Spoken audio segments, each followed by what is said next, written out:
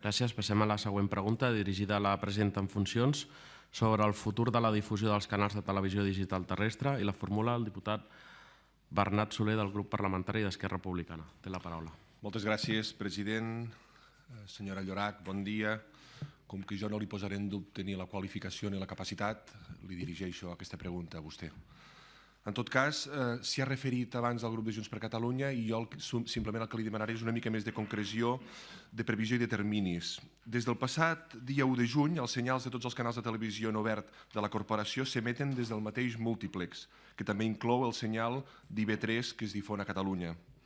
Això, segons tenim entès, exhaureix la capacitat disponible del múltiplex i amb la tecnologia actual només permet les emissions d'un sol canal en alta definició, TV3, alta definició. Pel que ens ha dit, sembla ser que el senyal d'Apunt, la televisió pública valenciana, també hi tindria espai.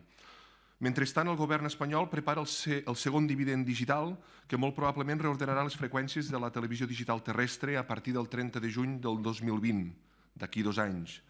Mentre la Generalitat no tingui la sobirania en l'espai radioelèctric de Catalunya, cal assegurar-se que aquesta reordenació no solament no empitjorarà les limitacions que hi ha en aquests moments, sinó que permetrà guanyar espai per aplicar els acords de reciprocitat i fer la transició de tots els canals de la corporació a l'alta definició. Per tant, i en la línia de la concreció, li demanaria, tenint en compte totes aquestes circumstàncies, voldríem que ens digués quina és la política de futur de la corporació pel que fa a la difusió dels canals de la televisió digital terrestre. Moltes gràcies.